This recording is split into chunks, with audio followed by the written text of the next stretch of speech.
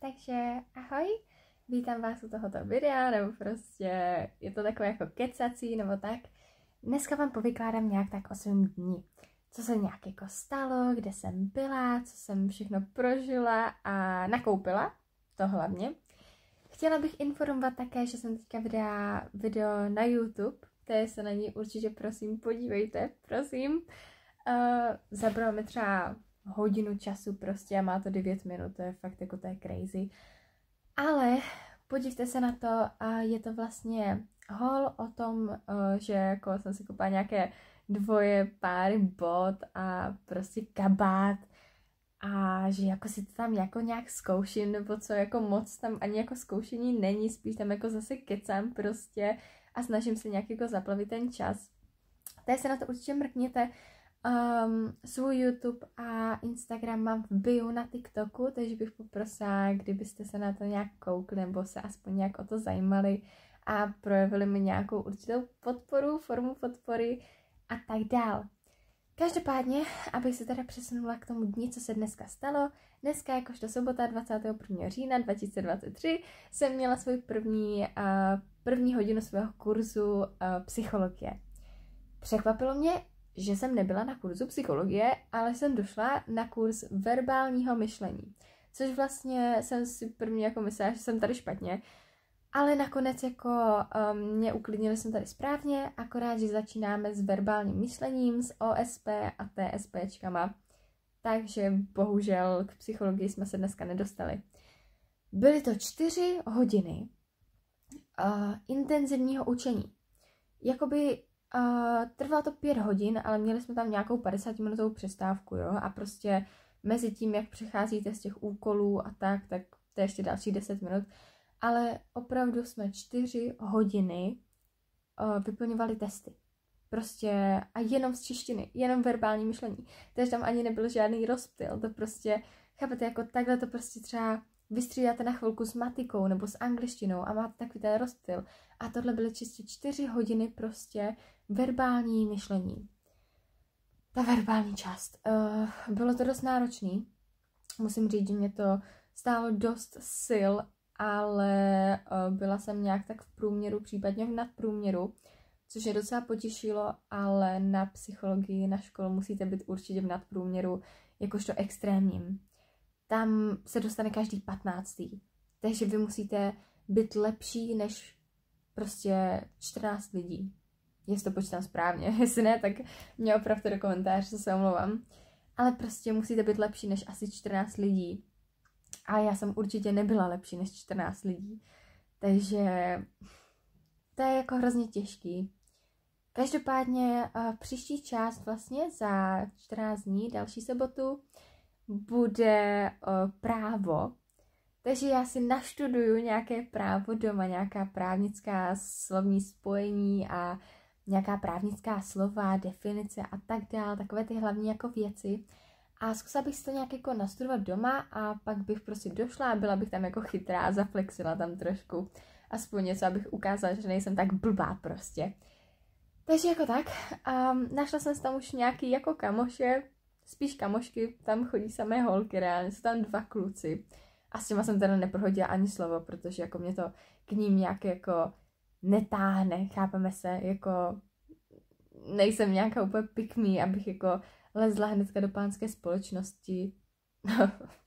No dobře, do první učebny, do které jsem vlezla, bylo něco IT kurz a tam byly samý pánové a já byla úplně boys, takže jsem tam jako rychle utekla, fakt jako jak střela prostě a utíkala jsem za holkama stejného nebo podobného stylu. Měli většinou linky, ustřihlou ofinu a nějak barvené vlasy, což mě hrozně překvapilo, že jsem si prostě našla tu svoji smečku ztracenou, že mě to připadalo, že jsem celou dobu hledala prostě něco a teďka jsem to prostě našla. Jakožto i ten obor psychologie, a i vlastně ti lidi, kteří podobně přemýšlí jako já, si myslím.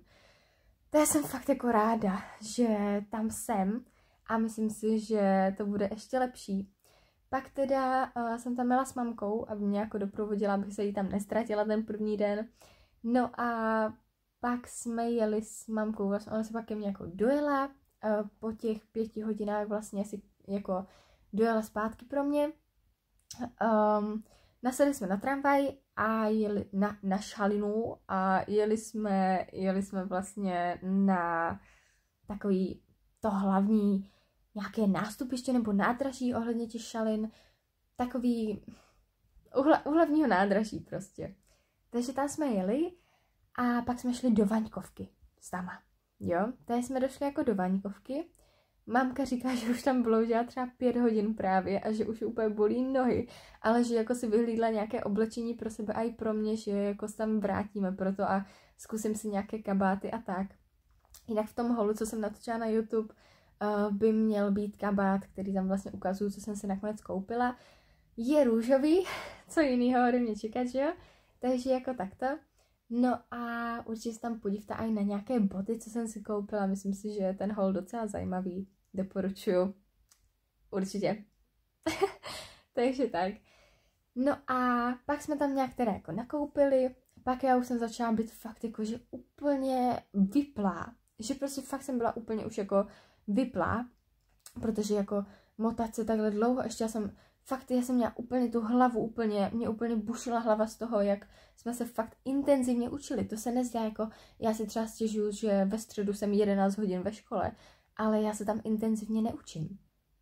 Jako, chápeme se, já tam prostě buď jenom sedím a jako píšu si prostě zápisky nebo něco, ale není to, že bych opravdu fakt jako pracovala o ty nejlepší výsledky, přesně na stopky, jela prostě ty úkoly a takto. Toto bylo čistě 4 hodiny jako vyplňování testů. To bylo opravdu těžký.